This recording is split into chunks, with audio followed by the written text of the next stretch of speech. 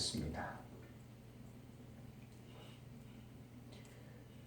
마태복음 5장 27절에서 32절까지 말씀입니다. 다 찾았습니까? 같이 읽을 겁니다. 제가 이제 본문을 드릴 때는 13절에서 32절인데 그 내용들을 같이 좀 살펴보기로 하고요. 27절에서 32절입니다. 같이 읽습니다. 시작. 또 간음하지 말라 하였다는 것을 너희가 들었으나 나는 너희에게 이르노니 음욕을 품고 여자를 보는 자마다 마음에 이미 간음하였느니라. 만일 내 오른 눈이 너로 실족하게 하거든 빼어내버리라. 내 백체 중 하나가 없어지고 온 몸이 지옥에 던져지지 않는 것이 유익하며 또한 만일 내 오른손이 너로 실족하게 하거든 찍어내버리라.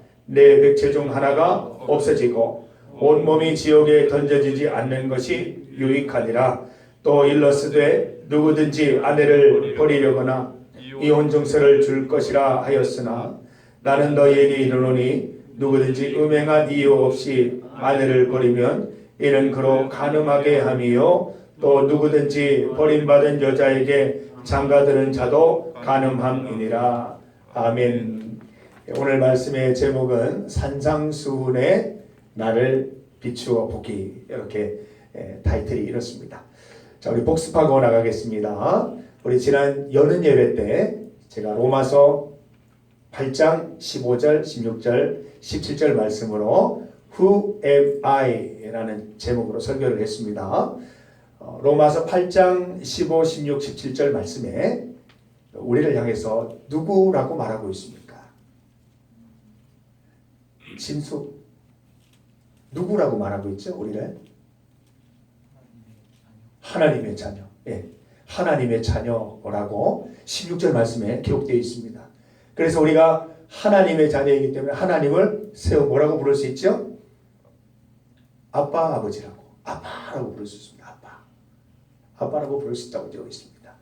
마지막으로 우리가 함께 살펴보았던 것이 우리가 하나님의 자녀가 된다는 것이 말로만 되는 것이 아니고 분명히 16절 말씀에 보면 영광과 함께 고난도 받아야 한다라는 말씀이 있습니다. 우리가 하나님의 자녀이기 때문에 누릴 수 있는 게 정말 많습니다. 신의 아들, 신의 딸이기 때문에 우리가 모든 불가능 속에서 모든 맞닥뜨린 상황 속에서 하나님의 은혜를 통해서 해결할 수 있습니다. 그러나 그 영광에 있는 동시에 우리는 고난도 함께 받아야 됩니다. 책임도 있어야 한다는 것입니다. 하나님의 자녀가 되기 위해서 갖추어야 할 그 기본적인 요소들을 우리가 살펴보았습니다. 내가 하나님의 자녀로 증명할 수 있는 것은 명분이 아니고 내가 그렇게 살아가는 것입니다. 내가 살아가는 것들을 통해서 사람들이 나를 향해서 하나님의 자녀라고 말할 것이기 때문입니다.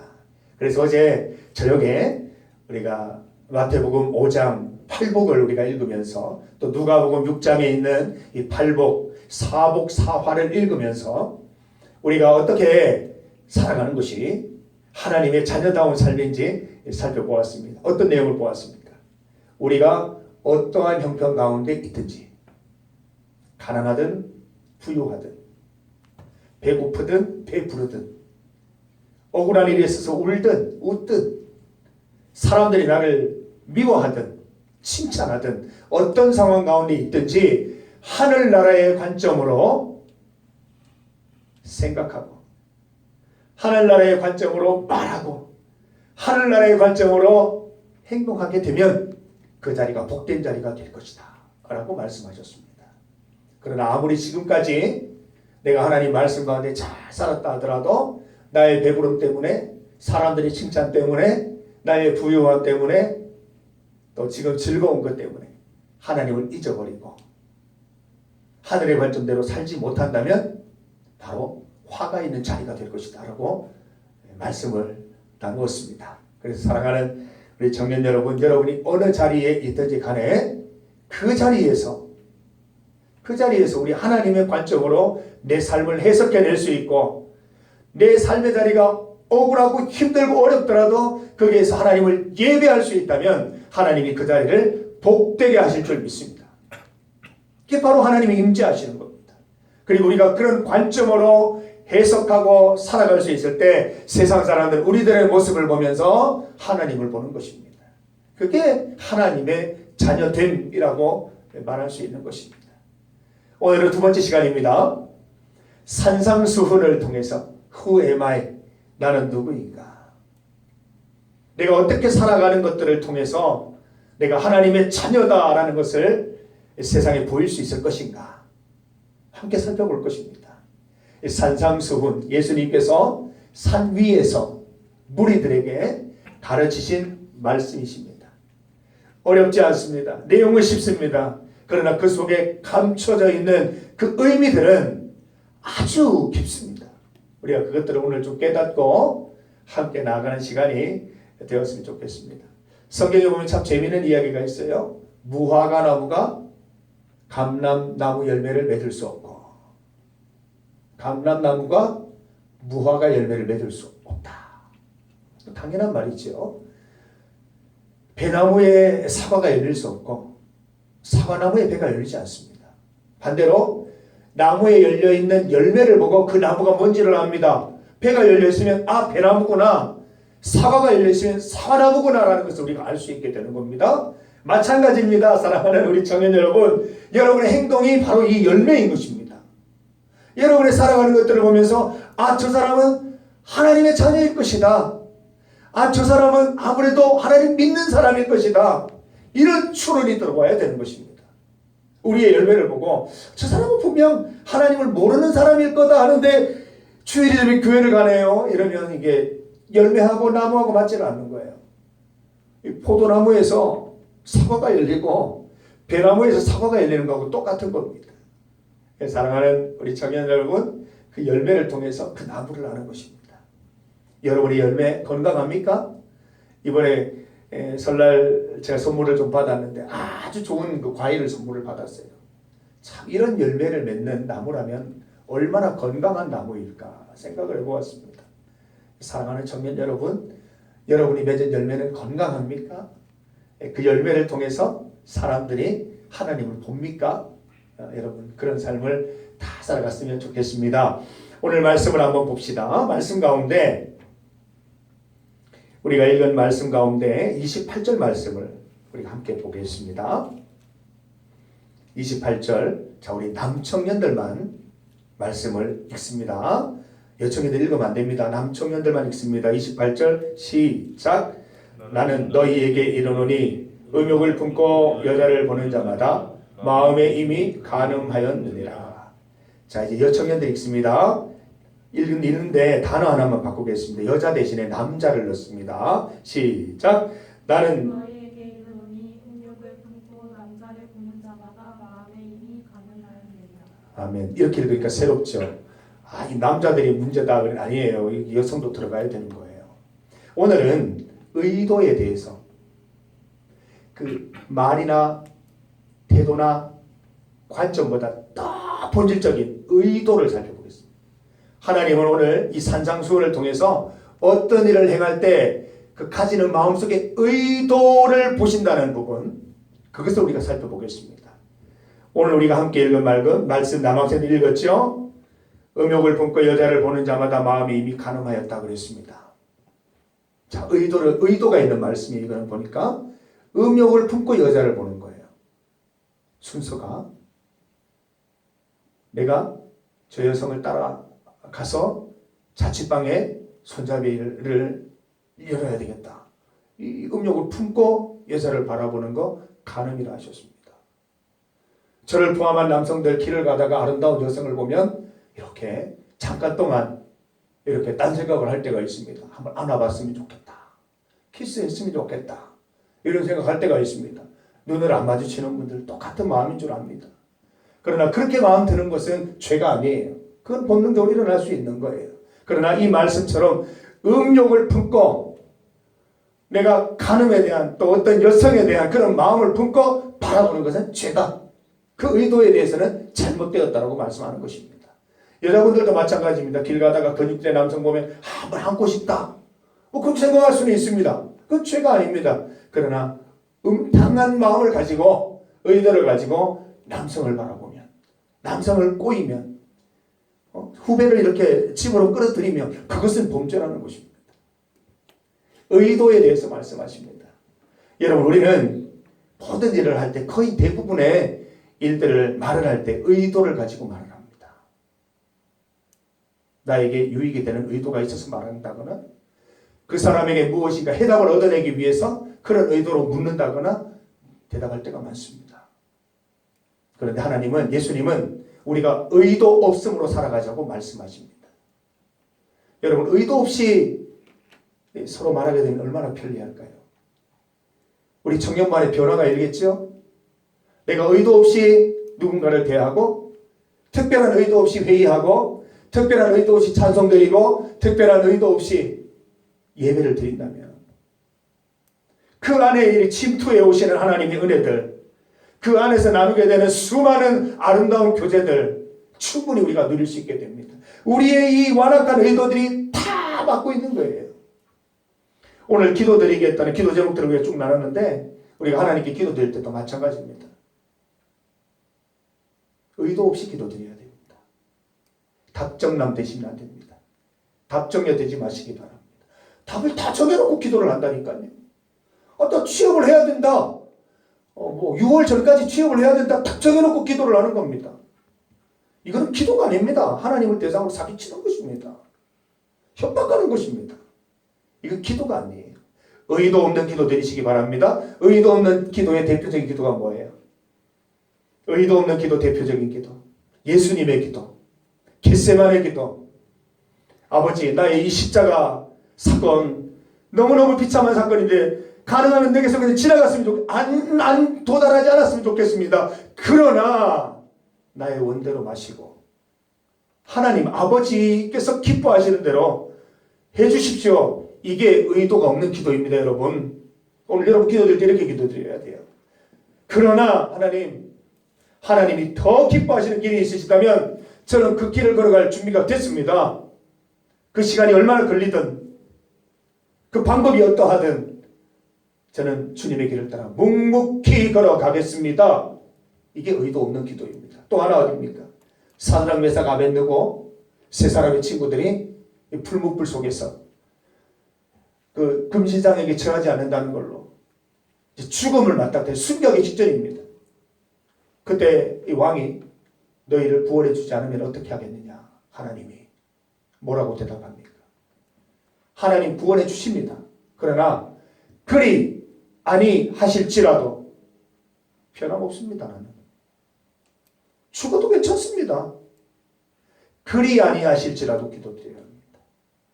하나님, 저는 6월까지 어떻게든 취업해가지고 하나님께 영광 돌리고 나도 즐거움을 살고 싶습니다. 그리 아니 하실지라도 하나님과 나와의 관계는 변함없어요. 하나님에 대한 기대는 바뀌지 않아요. 동일해요. 여전해요. 이런 기도가 의도 없는 기도입니다. 답을 정하고 기도하지 마시기 바랍니다. 답을 정한 기도는 재미가 없어요. 그리고 길게 기도드려지지를 않아요. 한 10분만 드리면 땡! 답이 다 정해져 있는데 무슨 기도를 드려요? 답이 정해지지 않아야 1시간도 기도 드릴 수 있고 2시간도 기도 드릴 수 있고 하루 종일 기도 드릴 수도 있는 거예요. 물어보세요. 하나님, 내가 어떻게 살아가는 것이 하나님께 기쁨이 되겠습니까? 내가 무엇을 할 수 있겠습니까? 하나님, 알려주세요. 소리로 알려주셔도 좋고 내면의 확신으로 알려주셔도 좋고 친구들을 통해서 알려주셔도 좋고 큐티하면서 말씀 보는데 알려주셔도 좋고 어떻게든 좀 저에게 알려주세요. 저는 좀 이런 신비적인 것들을 잘 믿지 않았습니다. 저는 논리적이고 이지적인 사람이기 때문에 잘 안 믿습니다. 그런데 저는 하나님 앞에 두 손 들고 항복한 이후에 수차례 경험을 했습니다. 묻는 게도 답이 없을 것 같지요? 답을 주십니다. 분명히 다른 사람은 몰라도 나는 깨달을 수 있도록 어떤 방법을 통해서라도 깨닫게 해주십니다. 간절함이 부족할 뿐입니다. 의도가 순수하지 못할 뿐입니다. 순수한 마음으로 의도 없이 기도하시면 하나님께서 반드시 여러분들에게 알려주십니다. 오늘 이 저녁에 우리 기도할 때 여러분들 반드시 의도 없는 기도를 드리셔서 하나님의 응답을 받으십시오. 응답이 내가 원하는 거 들어주신 그거 응답이 아니에요. 어떻게 할까요? 하나님 알려주시는 방향. 무엇을 할까요? 하나님께 주시는 그 어떤 해답. 그게 사실 응답인 줄 믿습니다. 그걸 가지고 나가야 되는 것입니다. 얼마 전에 설날 제가 오랜만에 장모님을 뵀습니다. 장모님을 뵈서 아이고 이서방 자네는 이 배를 보니까 내가 참 답답하네. 늘 보면 그러세요. 이렇게 배를 쓰다듬으시면서 자네는 어떻게 하려고 그러나 애들도 어린데 이래가지고 어떻게 하겠나 운동 좀 해야 되지 않겠나 이러십니다. 그럼 제가 예의치레로 장모님 열심히 운동합니다.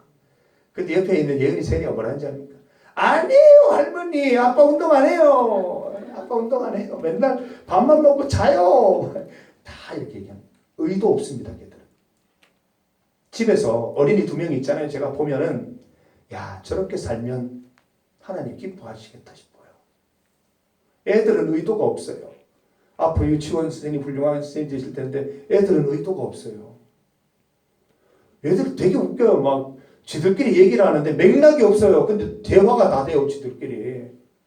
그리고 사심이 없고 의도가 없어요. 얘기하는 거 보면. 배고프면 배고픈 거예요. 애들은. 근데 우리는 배고파도 배부르다고 하잖아요. 애들은 재미있으면 진짜 재미있는 거예요. 선생님 재미있어요. 진짜 재미있는데 우리는 재미있어요. 재미없는 거예요. 그래서 이 성인이 된다는 게 어려워요. 청년이 된다는 게. 이 말을 할 때 상대방의 의도를 잘 파악해서 말해야 되기 때문에 내가 이렇게 말하면 지키지는 않을까? 내가 이렇게 말하면 잘못되지는 않을까? 이렇게 말하면 저 사람이 어떻게 나올까? 이런 의도들을 가지고 대화를 하다 보니까 너무너무 삶이 힘든 겁니다.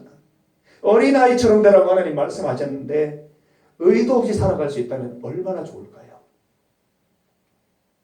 저는 우리 청년부가 이 클린존이 됐으면 좋겠습니다. 교회 올 때 우리 청년부실 문을 열고 들어오면 다 무장해제 좀 합시다. 제가 얼마 전에 설교하면서 그 얘기했죠. 내가 가지고 있는 칼들 다 내려놓자고. 무기들 다 내려놓자고. 우리가 의도 없이 우리 청년반의 지체들을 대할 수 있다면 얼마나 좋을까요? 배고프다 말하면 정말 배고픈 거고 기쁘다고 말하면 정말 기쁜 거고 슬프다 그러면 정말 슬픈 거고 그렇게 살아갈 수 없겠습니까? 가장 기본적인 건데 하나님은 우리가 의도 없이 살아갈 때 그게 참으로 복된 삶이라고 우리에게 말씀을 해주십니다. 여러분 한번 스스로의 삶을 돌아보세요. 내가 얼마나 많은 의도를 가지고 살아가고 있는가. 그 의도에 대한 단어들이 많죠. 뭐 저의, 고의, 뭐 대의, 악의, 선의 뭐 이런 단어들이 참 많습니다. 어떤 의도로 다가가느냐, 어떤 의도로 대화하느냐, 어떤 의도로 살아가느냐 이런 것들에 대해서 우리 점검해 봐야 됩니다. 우리는 별 생각 없이 말하잖아요. 별 생각 없이 행동하고 별 생각 없이 살아갈 때가 많습니다. 그 의도까지 한번 생각해 보셨습니까? 아무리 선한 결과가 있어도 의도가 잘못되면 안 되는 것입니다. 그런 거 많잖아요. 우리가 흔히 가식위선이라고 하는 거 있잖아요. 굉장히 선해 보이고 굉장히 좋은 행동을 하는데 그 마음속이 선하지 않으면 그거는 열매가 헛된 열매가 되는 거예요. 의도가 올바르지 못한 것입니다. 우리가 해야 될 것은 그겁니다. 예수님께서 명령하신 대로 우리가 아무런 의도 없이 살아갈 수 있는 용기를 갖는 것입니다. 세상 사람들은 다 의도를 갖고 있어요.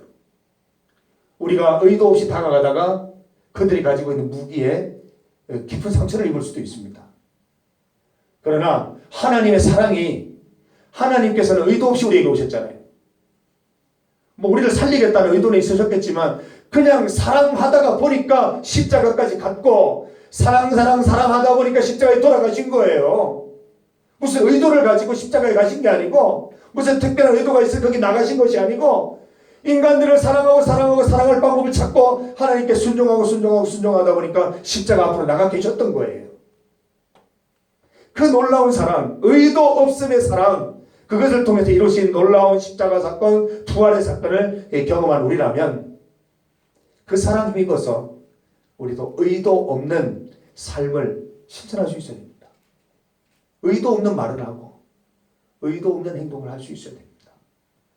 특별한 의도를 가지고 상대방의 말을 하는 게 아니라 정말 순수한 의도로 말하고 정직한 의도로 말할 수 있는 그런 우리 청년들이 될 수 있어야 할 줄 믿습니다. 우리가 함께 읽었던 말씀에도 나오잖아요. 어떤 의도를 가지고 악한 의도를 가지고 음흉한 의도를 가지고 여성을 바라보거나 남성을 바라보는 것은 간음이다라고 말씀하셨습니다. 그 뒤쪽에도 많은 이야기들은 맹세에 대한 내용도 나옵니다. 이 맹세 자체가 의도를 갖는 것입니다. 의도를 가지고 말하는 것, 그게 맹세입니다. 맹세하지 말라는 것입니다. 예면 예요, 아니면 아니요 이렇게 말하면 되는 것 아니냐라고 말씀하시는 것입니다. 의도를 가지고 말하지 말라는 것입니다. 기분 좋고 찬성되면 예, 아니면 아니요 하면 될 것을 왜 굳이 맹세까지 하느냐, 너의 그 심각한 악한 의도가 있는 것은 아니냐라고 말씀하시는 것입니다. 의도를 빼라는 것입니다. 여러분 서로 맹세하지 마세요. 내 하나님 이름으로 맹세한다, 뭐 내 이름을 두고 맹세한다, 이게 크리스찬을 하면 안 됩니다. 맞으면 맞다, 아니면 아니다, 그 이상의 맹세는 없는 것입니다. 뭐 2중 3중 이렇게 또 약속에 약속을 합니까? 그럴 필요가 없다는 것입니다. 한번 예하면 그렇게 되는 것입니다. 의도를 갖지 말고 말하라는 말씀이십니다. 악한 자들을 향해서 이 복수심을 갖는 것도 굉장한 의도죠. 그 자체가 상대방을 부셔버리려고 하는 그런 마음으로 가지는 게 분노 아닙니까? 그런 복수심 갖지 말라고 하시잖아요.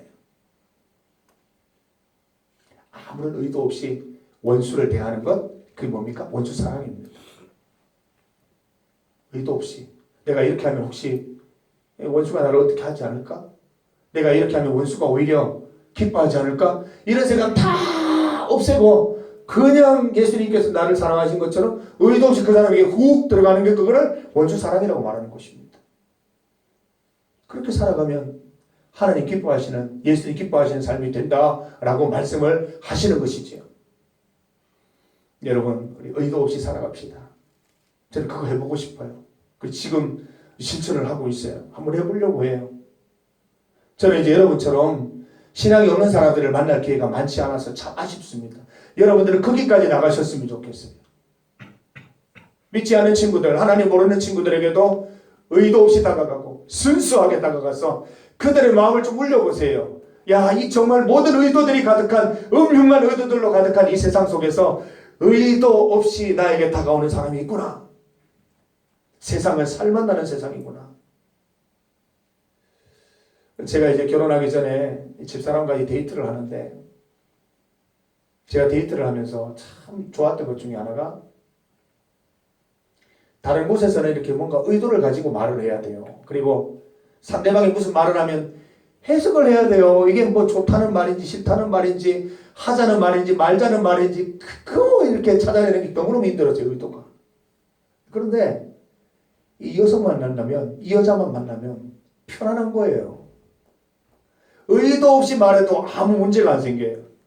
생각해보세요. 여러분 사랑하는 사이에 한번 여러분 생각해보세요. 지금 혹시 뭐 여친 남친 있으면 한번 생각해보세요. 의도 없이 말해도 괜찮아요. 다 수용돼요. 의도 없이 상대방이 얘기를 한다고 믿어요. 그래서 그냥 그대로 읽어주는 거예요. 가식이 없어요. 위선이 없어요.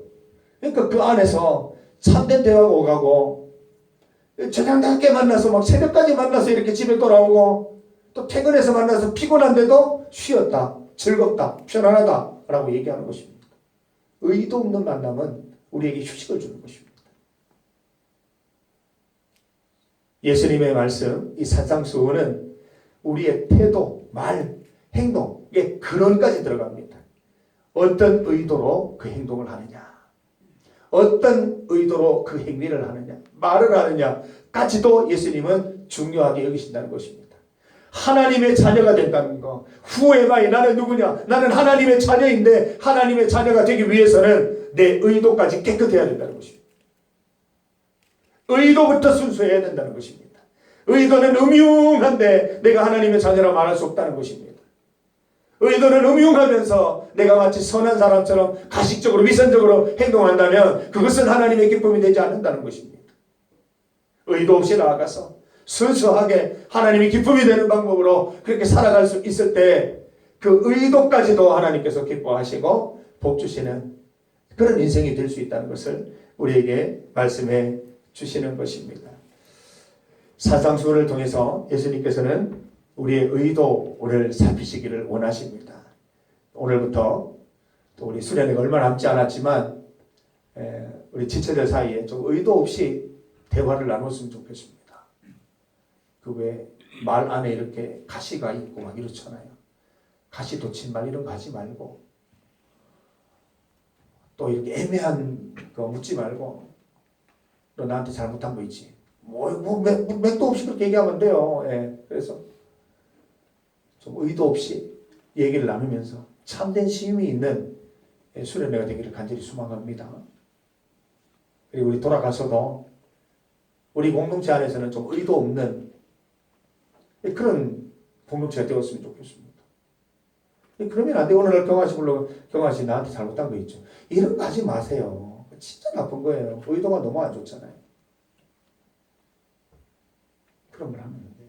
차라리 가서 경화씨 내 지난주에 뭐 이런 것 때문에 좀 섭섭했는데 어떻게 생각해요? 그렇게 얘기하세요. 그리고 여러분들 제발 좀 즐겁고 기쁘고 은혜 받고 공감되는 것들이 있으면 좀 나눠주세요. 이거는 뭐 경상도 남자, 경상도 사람이라는 게 중요한 게 아니고 좀 이렇게 찬양단 은혜 받았으면 찾아가서 지연아, 참 오늘 찬양 드리니 내가 은혜 많이 받았다. 현주에 오늘 반주하는데 너무 열정적이더라. 네 머리가 그렇게 막 좀 대단하더라 이러면서 칭찬하고 그런 것들이 좀 있었으면 좋겠어요. 의도를 가지고 나가지 말고 그런 것들 가운데 하나님이 우리를 기뻐하신다는 말씀을 주시고 계십니다.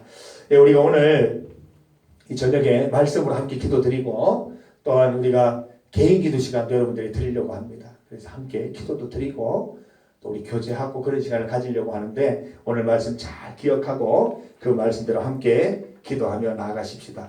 우리 함께 찬양 드리겠습니다. 내 삶은 주의 것, 내 삶은 주의 것 함께 찬송 드리겠습니다.